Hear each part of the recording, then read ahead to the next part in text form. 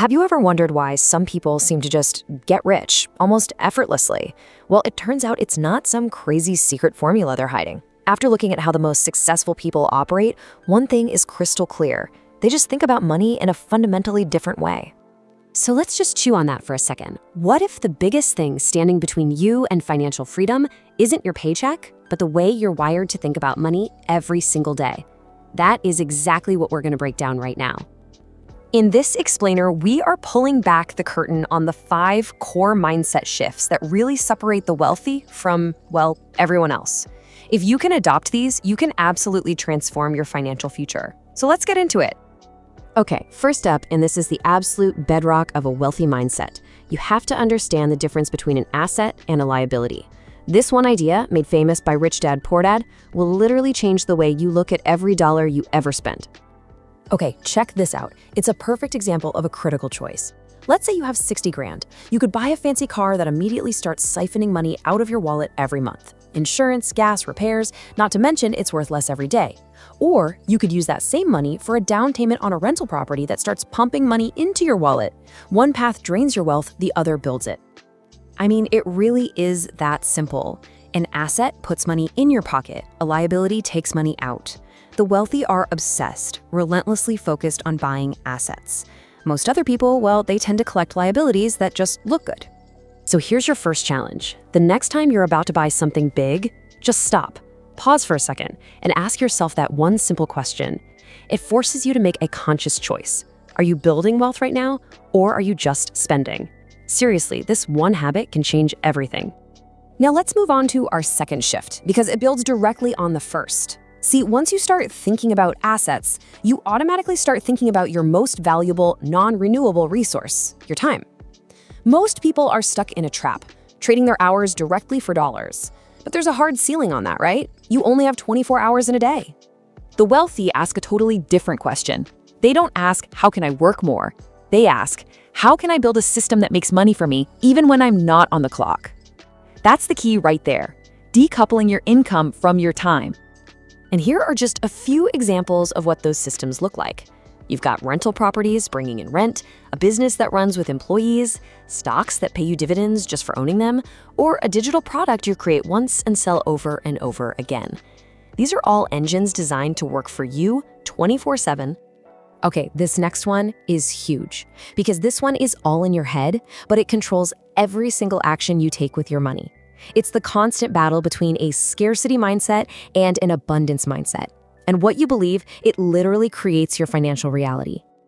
Just look at the difference here. The scarcity mindset tells you there's a limited pie, so you better hoard your little slice and avoid risk at all costs. Spending becomes a source of stress.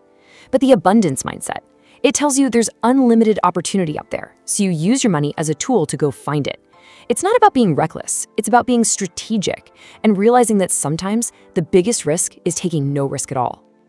And by the way, if you're finding these breakdowns valuable and these ideas are clicking for you, then you'll definitely love the other content we have. Make sure you hit that subscribe button for more explainers that make these powerful financial ideas super simple to understand. All right, on to mindset shift number 4. This one flows right out of having an abundance mindset. It's all about reframing every single dollar you spend by asking a really simple but powerful question. So let's say you see a conference ticket for $895. The average person thinks, whoa, that's an entire PlayStation 5. They see it as a pure expense, a loss.